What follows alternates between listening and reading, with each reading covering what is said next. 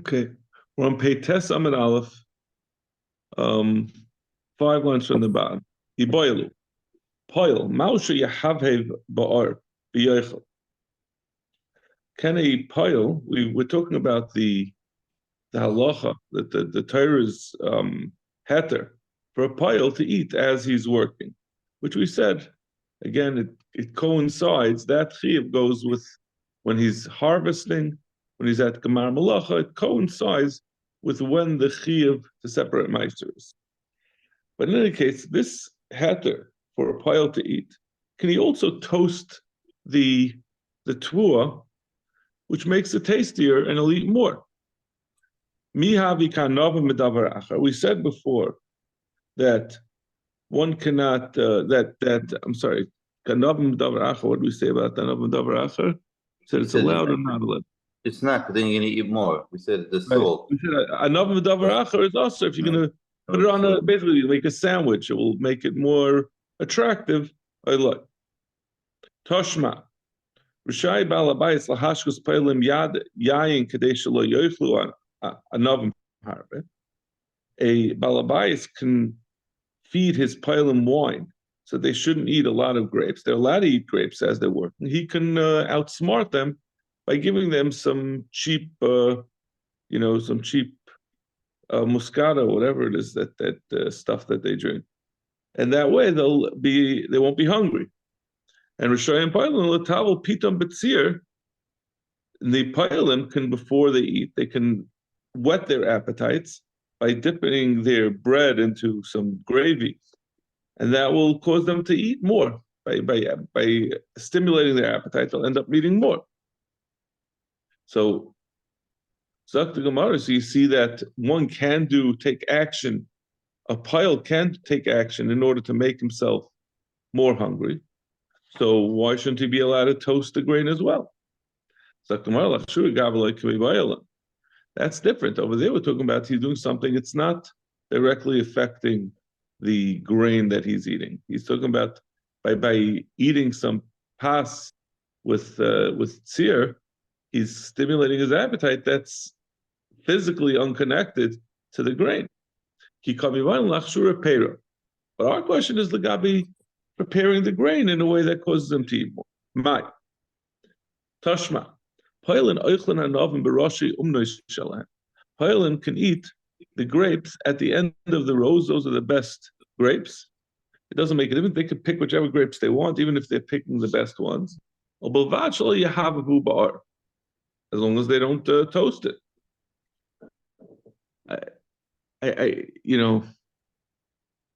I thought before when we were talking about, I didn't think we were talking about Anavim. I thought we were talking about grains, as hamalilas. Yeah, okay. I guess it says it's talking about Anavim. There's some way to toast it to make the grapes taste better. It is but in any case, we see that we're saying that they cannot toast them. So Gemara says no. That which we said that they're not allowed to toast the grain, they're not the grain, the anavim. It's because they're going to take time in the middle of the workday to toast it, and they're supposed to be working.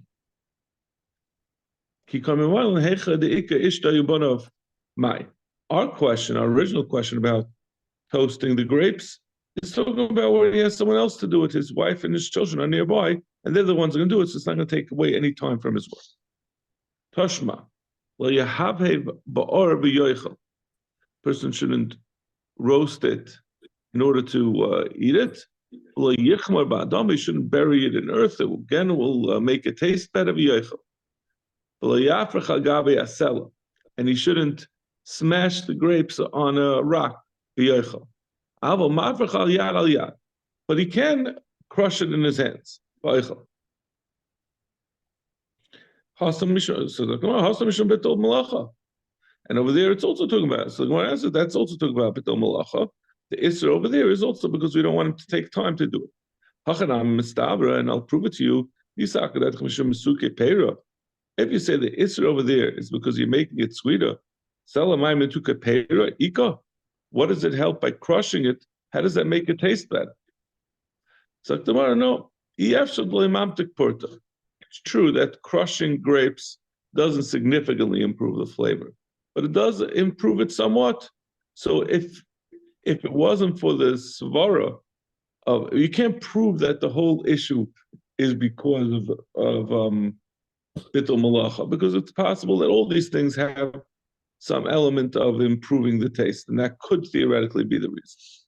So you don't have a raya. I think the Gemara brought this brisa, and it's really saying the same thing as the previous brisa. It brought it to say the hachinami mistava, and the fact that we said also. So we wanted to prove the point that it's just mishum bittul malacha, and it's almost, I think, a raya fakert, because over there it's only bittul malacha. It must be that the tam is not because it tastes better. Gemara disproves that. Toshma. Pailim show you oijim b'te'enim, the goijim b'tmarim. These are different ways of, different terms for collecting, for harvesting the different produce. So oijim b'te'enim, they were collecting figs. With goijim b'tmarim, they were collecting dates. Boitzim b'anavim, they were harvesting the grapes. Moiskin b'zeisim, and they were harvesting the olives. Harila oichlin, they could eat them. Upturim, and they're potter. Shatar is zichsulahem. So the Torah says, as you're harvesting, a pile is allowed to eat. Bepisam lo yoichlon kol elim kenot l'rishos ibalabayis. If they want to eat it with their bread, they can't eat it unless they have rishos from the balabayis, like we said before, because then they're going to come to eat more. They can't salt it, dip it in salt, and eat it. So this is a raya that you can't do something to improve the eating, which because it's gonna make him eat more. So no, that's not a raya. Melech is certainly an additional thing. Our question was, you do something if you're not eating it together with something else, but you're just toasting it. So it's the same thing. It's not, you're not bringing an external thing, external embellishment to make it taste better. That we certainly know is not allowed. So melech is also separate from the actual grapes. Melech is sort of in between davaracha. One might say that melech just becomes part of the grape. When you put salt on something, the salt disappears. It just changes the taste. So we're saying no, melech vade is taka like a davaracha, like eating it together with bread, which causes you to eat more. So Dr. Umar. Once you mentioned this, is it true what you're saying that he can't? I mean, this is a different either than what we referred to before. Someone who hired a pile to do some kind of pruning or to prepare the ground underneath an olive tree, lekashkesh, to cover over the roots. Hareza lo yoichel. He's not allowed to eat. That's not gemar malach, as we've said consistently. The time is only when you reach the end, when you're actually harvesting. If you think about it, it makes sense. You don't want him to eat things that are not ready to be harvested. Sachroi livtsar, if he hired him taka to harvest, sachroi limtsaik, sachroi lelaket, these are all different terms for harvesting different types of foods. Hareza oichel upater. Those, then he could eat. Shatar zichsalahen. In that case, the Torah said that he's allowed to eat as he works. Kotzatz, what if the Balabayas said specifically, I'm hiring you, and when you're going to be working for me, you can go ahead and eat. Achas yoichel, shtayim lo yoichel. He could eat it one at a time, but he can't eat two at a time. So the Saibas, the Melech v'yech, and he could. We're going to see in a minute why that's an issue. Achas eichel. So Rashi says right away what the reason is. Achas eichel. The pachas mishtayim lechayil iser shem goyer midavar shaloi nigmar malachtay. Eating one at a time, you take one at a time, it doesn't cause the iser of shem goyrin to be chal on it. Shtayim shem lo yechel the shtayim mechimatel lehu milsa the chashivusa going katzitza emekach chayil shem goyrin k'yal vasmachta asmachta mikra lekaman. So mekach the rabbani k'darim le'el v'raisa ein chilik ben shtayim lachas. So we're talking about the being goyveyit for truma. So at this point, we're assuming that affects, where once it's kavua for truma semaisus, it's going to affect whether the heter for a pile to eat it applies.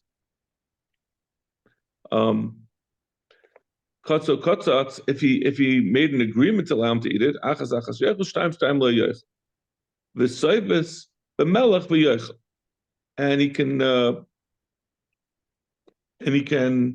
dip it in melech and eat it. So this final thing is l'chayr shver. We're saying seifes v'melech v'yechel. How can you be seifes v'melech v'yechel? We just said that you're not allowed to dip it in salt and eat it. Ahai.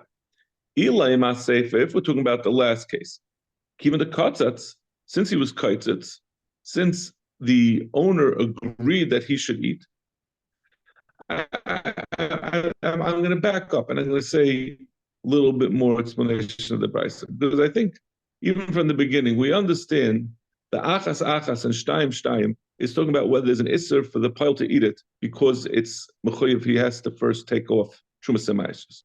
We're not talking about whether, obviously if he's kaitzitz, there's no isser of the pile to eat it, but he still has to worry about the pile now, because since he was kaitzitz, since the owner agreed for the pile to eat, so it's as if the pile is buying the tuah.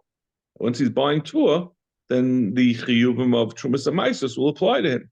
So he's not allowed to eat. If he's taking two at a time, that's a kvias legairim, which causes it to have a chiyuv trumas amaisus. So the pile is going to have to separate trumas amaisus. That's the explanation of the brisa. I just held off on saying that before because I wasn't sure if that was understood at this point. But I think it's understood from the beginning that that's the explanation. So, but now the Gemara is asking, so what is that which we say at the end? Seifa b'melech v'yechel could eat. What are we saying that he could eat with melech, even the katzatz, he could eat whatever he wants. What does it make? Whatever the deal was, I'm sorry? Why? In other words, isn't it two? I would have thought at this point, I would have thought it's two different things. Meaning, the first part is talking about the chiyuv of meiser. The second part is that he's eating. Hold on.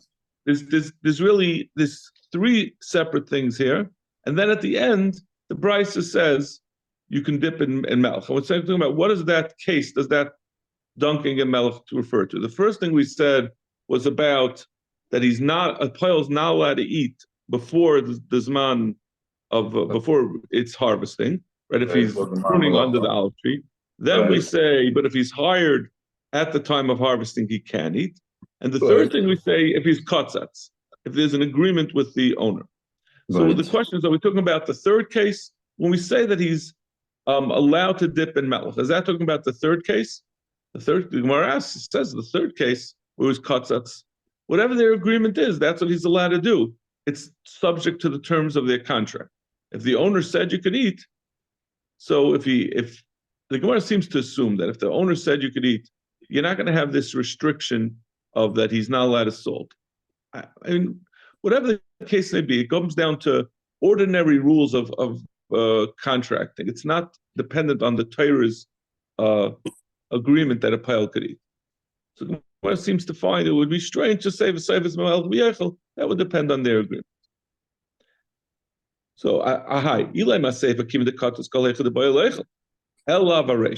talking about the previous case, meaning that which the Torah said that someone who's harvesting is allowed to eat. Amra Abaya loikasha. Kam ba'aretz, kam b'chutz la'aretz. What difference does it make? Ba'aretz kava sefisa. Chutz la'aretz like kava svisa. Abaye says that no, even we're talking about a different aspect of salting. Until now, we were talking about whether salting improves the taste and therefore cause the pile to eat more. Now we're talking about whether salting will cause the chiyuv of trumas and maisus to take effect.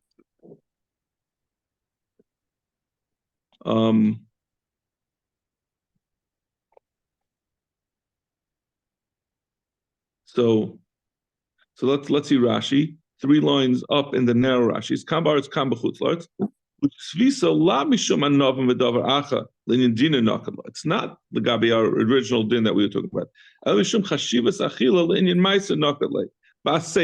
So we're going back, we're talking about the seifa, who is katzatz. So it's not a question of a pile eating, but the problem is, does this pile, who is now considered to have purchased these anovim, or these, I think in this case we're talking about zaysim, whether he's going to have a chiyuv of separating trumas and maisus, and therefore will be also to eat. So we say that which we say, but that was saying that he's allowed to eat. It's bechutz la'aretz, where there's no chiyuv of trumas and maisus. It's only midrabanan. Ba'aretz, and we explain ba'aretz kava svisa kava svisa.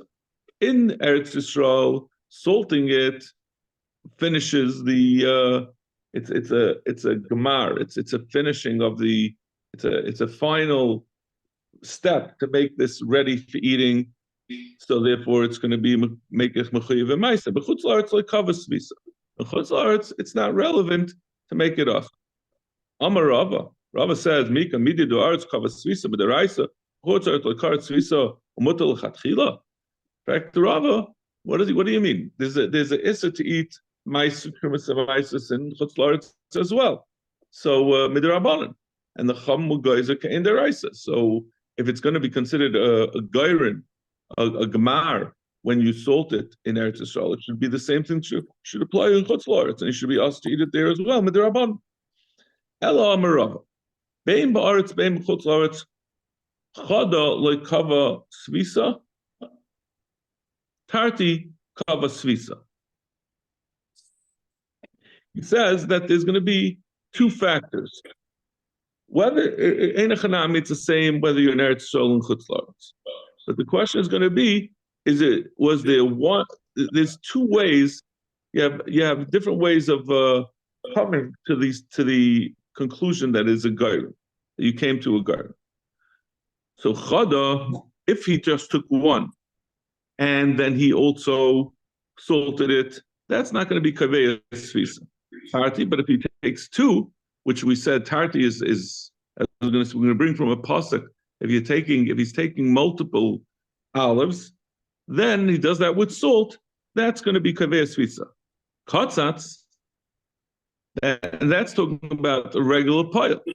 But if he's katzatz, which we said also provides an element that makes it like he's purchasing it, which is also a gemar for the tour. Bein safas, bein loy safas, achas eichel shtayim loy eichel.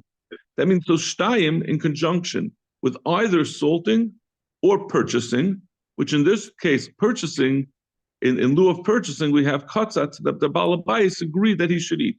Either one, together with the fact that you took 2 at the same time, is enough to be kaveyet that it's going to be mechuyev in trumas and maisus. Loy katzatz. But if he did not agree, if there was not something in place of purchasing, below safas, or he didn't salt, oichel shtayim. Oichel shtayim. Loy oichel. Loy katzah, loy safas. Oichel. I don't know what had it. So what do you have? Oichel shtayim. Safas achas oichel. Safas achas oichel shtayim lo yoichel. Right. If he was, so again, safas achas, so katzatz. Bein safas bein lo safas achas oichel shtayim lo yoichel. Lo katzatz lo safas oichel shtayim. Safas achas oichel shtayim lo yoichel. So again, it just comes to the conclusion that as long as you have either safas, or kotzatz together with shtaim, it's going to be usher to eat. But afagav the notul rishus mi balabayis, even though the balabayis gave him rishus, it's still going to be not allowed to eat. The itvalahu lamaiser, because it becomes a roy that it has to separate maises. The kava svisa, and the svisa together with the shtayim will be kaveet. The kava svisa v'tarti, because salting together with the fact that he's taking two is going to be kaveet. Zaktamar the kava svisa minalan, the tarti the kava svisa minalan. Where do we know that two? I'm sorry. How do we know that two is an element? That the fact that he's eating two zaysim as opposed to one, that is going to be kaveyet, that's becoming choyve ma'aser. Where does that come from? When you gather it like a sheaf by the gairin, so you see that multiples is a element that brings you to a gairin that makes something complete legabi gairin. Tanarabban, Paris hamarkases betua. Paris that Rashi explains is talking about barley, that the animal would it's not really threshing, the animal would trample it later on, well after the threshing process, after it already had been fully processed. They would then have the animals do the same physical action of trampling on it in order to get the barley ready for use. It was already Gemara Malacha. It was past Gemar Malacha, yeah. Past Gemara, right. Exactly. And v'hadashos b'trumas u'maisa, or alternatively, as we're going to see later on, if someone had separated trumas and maisers from the grain, from regular, now we're not talking about barley, talking about stam grain, prior to the disha, prior to threshing, which it hadn't yet become mechoyev meiser trumas and meisers, but nevertheless he took off the trumas and meisers, which we're assuming is okay. You can do it. You can be proactive and take it off before the chiyuv applies. So now he has actual trumas and meisers that was separated, and he's having his animal be dash in it. Eina oiver mishum bal tachsim. There's no iser bal tachsim.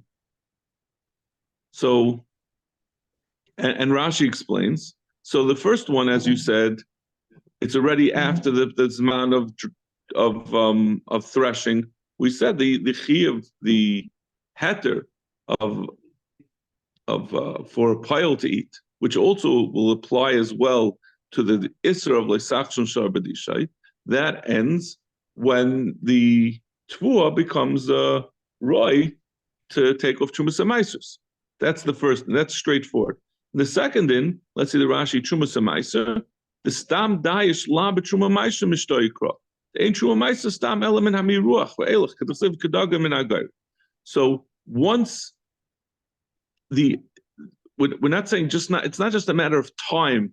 Once something becomes roy for Trumas Meiser, we're saying also something that is itself Truma Meiser that the Torah has applied and said this is Truma or Meiser. There's no din of Leisachsim Sar B'Dishay. So now this would also be accepted from the rule of Leisachsim Shar B'Dishay, and one who has as animal threshing actual truma or actual meiser is allowed to be sachsim deshar as he's doing so.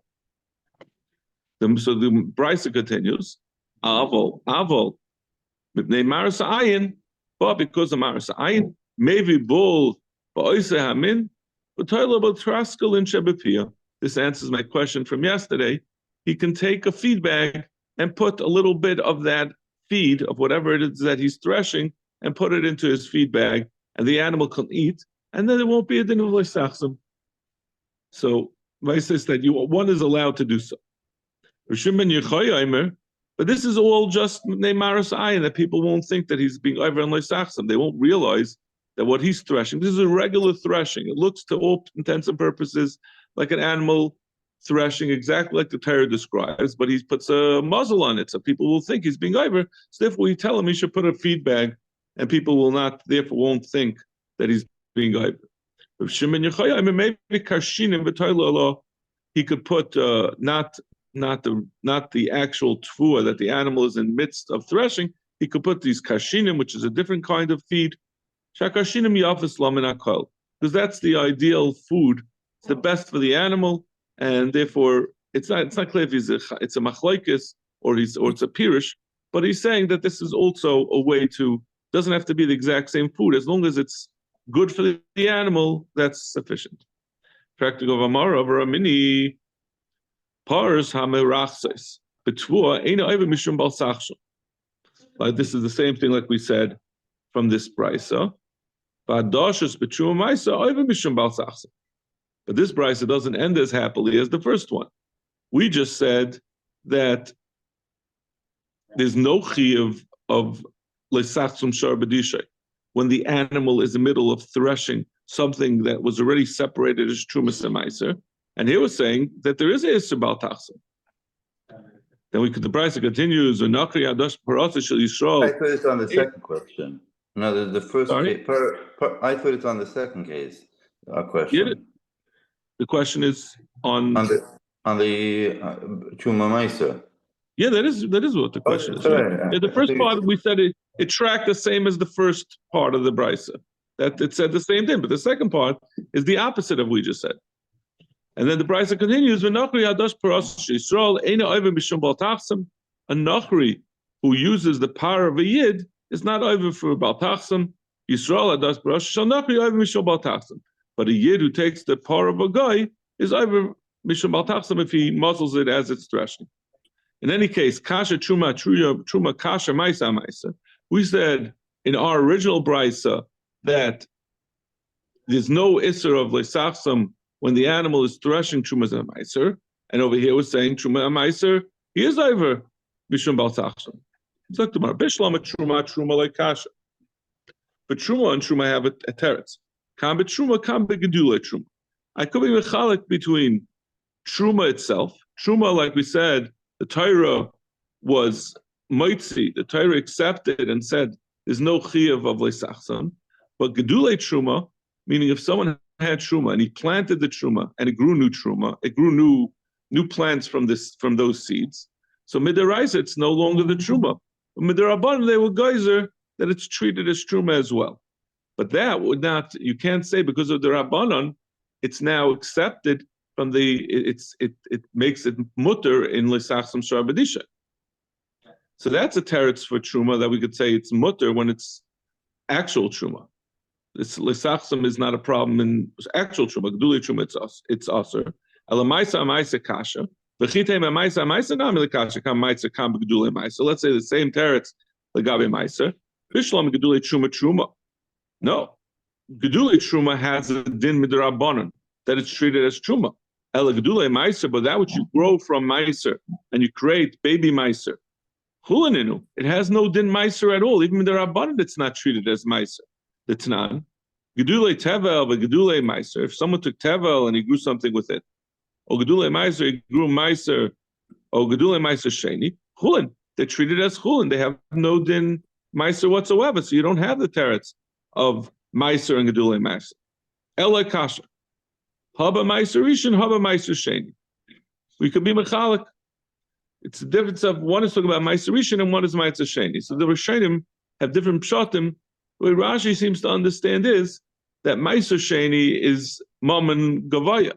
Meiser Sheni is when someone eats it, Mishulchan Gavaya Ka'ach. So it remains usher, and therefore it's materit from Leisachsan. But Meiser Rishon is just a chiyuv, a financial obligation. You have to give it to a Levi. But the Levi, once he has it, he can feed it to anyone. So it doesn't have any kedusha, and therefore it doesn't have a din of a heter of leisachsim. That's Rashi's pshat. Others say mamish punk fakert, but that's we'll go with that. That's in one teretz. How to be mechalik between meiser and meiser. Yibay say mahava haba meiser sheni. No, they're both talking about meiser sheni. So they theoretically there would be Isser L'Sachsim. L'Kasha Harameya Harabi Yehuda. Harameya Da'ama Maisa Maman Gavai. Harabi Yehuda Ama Maisa Sheni Maman Hedjitu. Rabbi Yehuda holds that Maisa Sheni is not any different than Maisa Rishon. That it also is considered Maman Hedjit. It just that it has a restriction that it has to be eaten in Yerushalayim. But it's not that you're going to Yerushalayim and eating Mimam and Gavaya, and therefore, if it's Maman Hedjit, it still retains the Isser of L'Sachsim. Now the Gemara goes back. Hey Chidami, if this is the case, how does this all come about? We're talking about someone who his shar is threshing Trumas and Meiser. But we said before that the chiyuv, the heter for an animal to eat, with just like a pile, ends when the chiyuv of Trumas and Meiser start. So how can you have that it's Trumas and Meiser that he's threshing if the chiyuv didn't come? So Gemara going to check dimush b'shibalin. We're talking about where Einachanami he separated Trumas and Meiser prior to the time of chiyuv, prior to the time when he's mechayiv to do so. Yehuda Haboy Chayma. According to Rabbi Yehuda, we said before, Rabbi Yehuda says Maisa Sheni is Mammon Hedjit. It needs to be eaten in Yerushalayim. How can you have the alav of L'Sachsim? The Torah says that you're not eat it. Both your animal also can't eat it chutz l'chayim. So if it's already Maisa Sheni, how are you saying L'Sachsim Sharbadi that there's no? It's he's eating it chutz l'chayim because there's no issue of L'Sachsim, but he's not allowed to eat it chutz l'chayim. The assumption is that Yerushalayim itself, Yerushalayim is a place that you're not having animals threshing inside of it. So how do you have a heter that the animal's allowed to eat it? Zok the Gemara. We're talking about where the animal is taka threshing. It's not in Yerushalayim, but there was an area outside of Yerushalayim. There was a separate chayma based pagi. It was somewhat, I guess, rural over there, but they did have actually animals threshing. We'll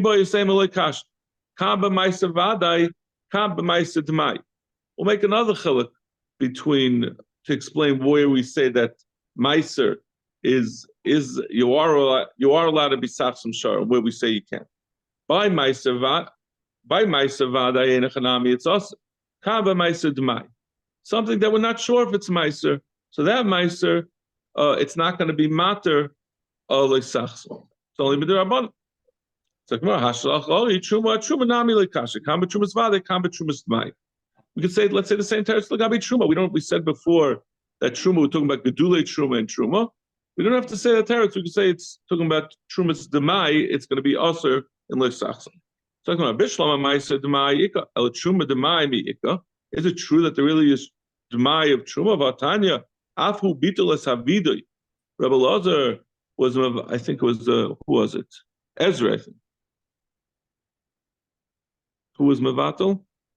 Afu Yochanan Kohen Gadol was mevatel the vidui that they used to say, but Ezra had already, Rashi says, Ezra had already been mevatel that the Leviim don't get the truma, the meiser, meiser rishon, because they were they didn't come back from to Eretz Yisrael, so you took away from them that entitlement. So therefore, we have to be mevatel the nusach of the kriya. But God's all admai. And he also was goyz al admai. If he should show up a whole gvul Yisrael, he went to check in Eretz Yisrael. The only thing that the Amaratzim would separate was truma gedola, but not the rest of the trumas and meisus. But you see that truma gedola they did separate. So there is no truma. The whole institution of demai, of asering demai midrabanan, was from Rabbi Yochanan Kohen Gadol, and he didn't apply that to truma because even the Amaratzim knew to separate truma. So you can't say truma is going to be mechalik between truma vada and truma demai. Alikasha, kam b'trumas meiser vada, kam b'trumas meiser demai. We're not talking about truma gedol. We're talking about trumas meiser. That the taka is even by Amaratzim do make a mistake on trumas meiser. What happens if the animal is eating and it's causing him stomach problems? So it's not really good for the animal. Do we say that the reason why we say leisachsam is it's good for the animal to eat? And this is obviously not doing the animal any good. It's causing its stomach problems. Well, the reason for leisachsam is because the animal is upset that he can't eat. And even though it's not good for him, the animal wants to eat, and therefore it would be us. Right? You would think that leisachsam is because of the pain of the animal. That's the way we think about it. But if the animal's getting sick from it, is that considered? The animal still wants to eat. It's a dumb animal. It doesn't realize. So it's pain that it can't eat. Or do we say, no, in the end, it's not good for the animal. It's going to cause it more pain in the long term. Like when you're dealing with your kid, when kid has a stomach virus and he wants chocolate. Maybe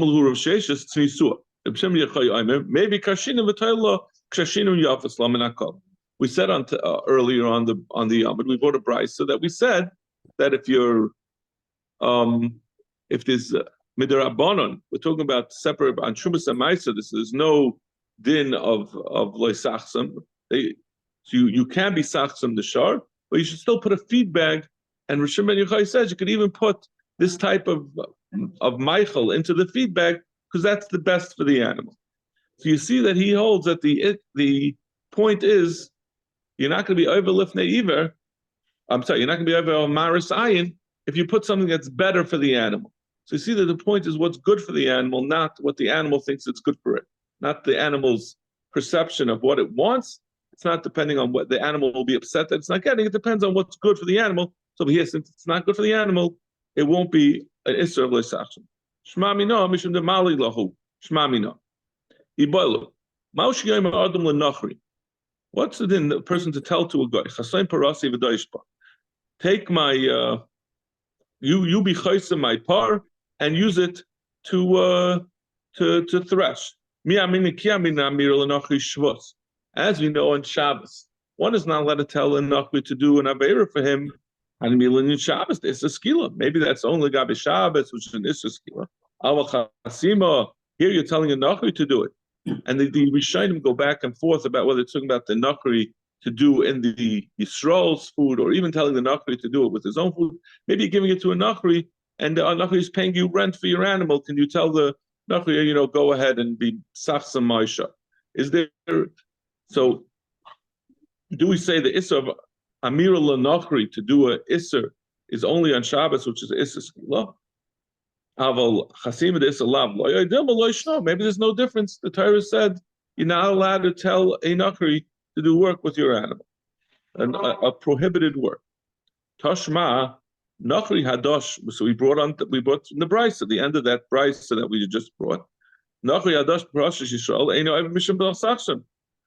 We said a Nachri who uses a par of a yid to be dosh, and he covers over the animal, he's not over.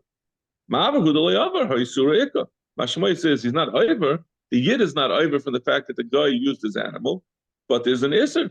He should not do so. And it's because of the din of shvus. No, the din of the isur namila. Really, there's no isser at all. It's perfectly fine. I trying to say for the Yisrael Adosh Paras shall not be over. Since we say yid who uses a guy's, that's not a heter to take a guy's to rent from a guy an animal and then use it to be dash and be chaysim nashar. Hanaresha ain't over. So therefore, since we say the yid is over, we use the lashon that by the guy it's not over, but not because there still is also an isser even when you do it by a guy in mishum shvus.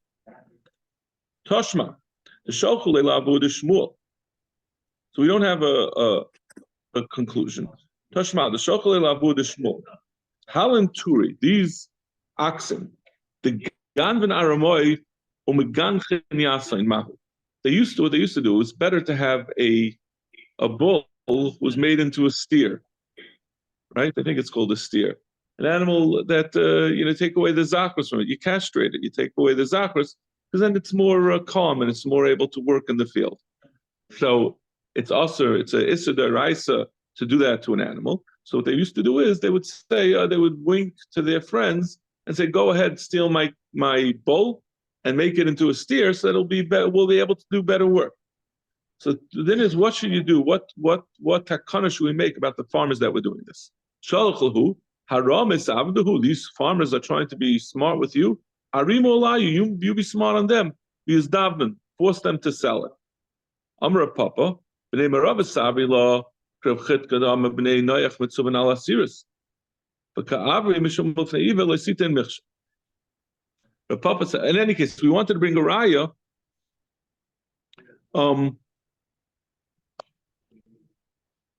You see, even though you see the point of this is, you see that even though this is only a Isser Lav, even so, we're saying it's usher to have a guy do the work, do it for you, and we're making a takana and making a punishment for them.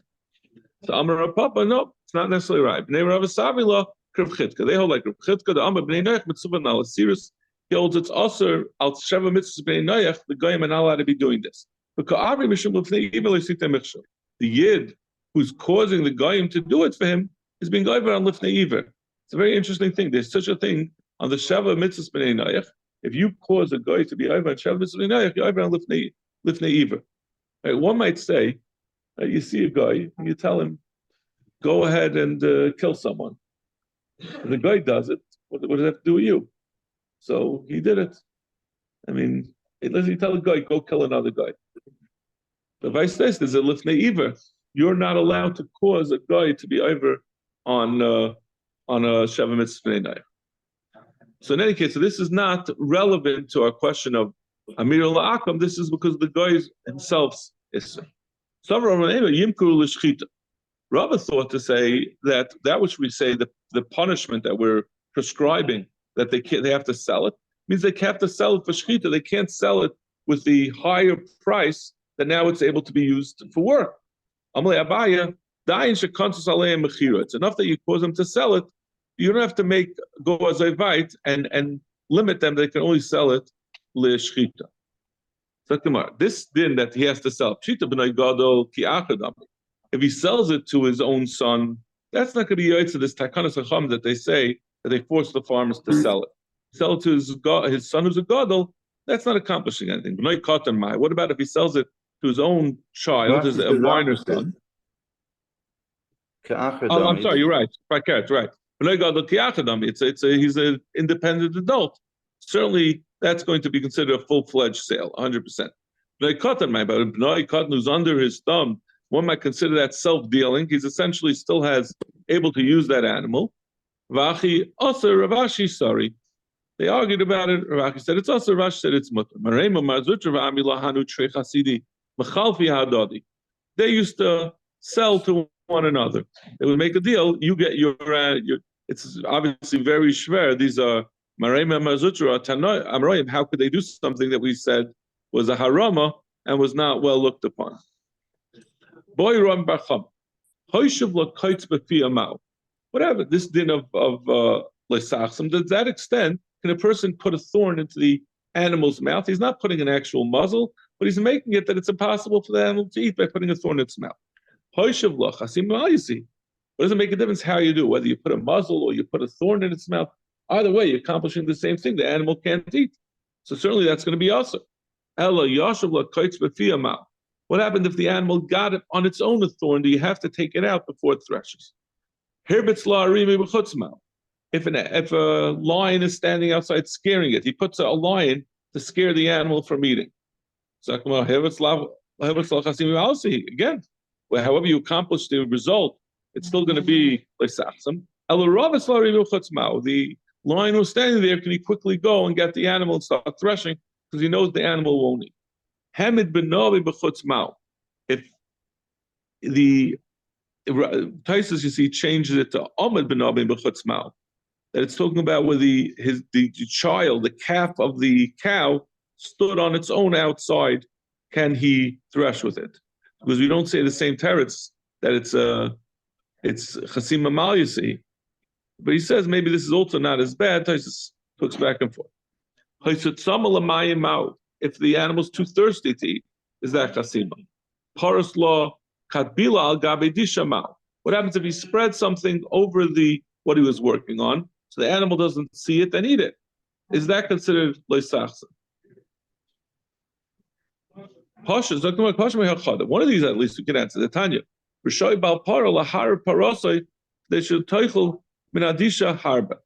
A person is allowed, the owner of a para that's being rented to do threshing, he can not feed his animal for a week beforehand, so he'll be very hungry and eat a lot because he knows there's a leisachsim. There's no problem with the owner of the para doing that.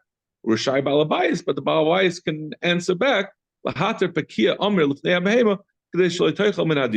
He could spread hay in order that the animal that's doing the disha won't eat from the actual grains.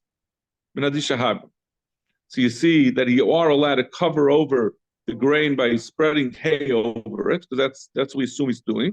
So Gemara says no. When you spread hay, the animal lemaisa is going to get to some of the grain. It's just making it that it's going to eat also the hay, and it's going to make it harder for it to get to. We're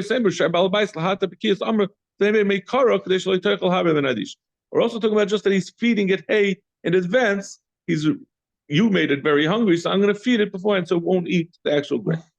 What happens if he was chaysim the shar beforehand?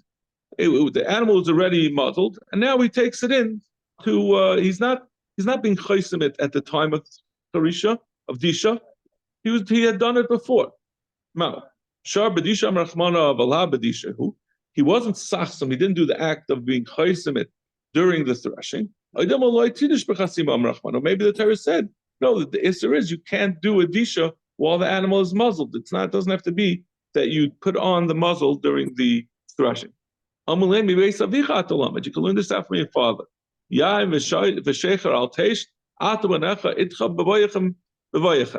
Torah says that a kohen, he was a kohen, the one who asked, Rabbi Yonason was one who asked this. He said, you're a kohen, and it says that a kohen, when he comes to do avodah, b'vayachem, he's not allowed to drink wine.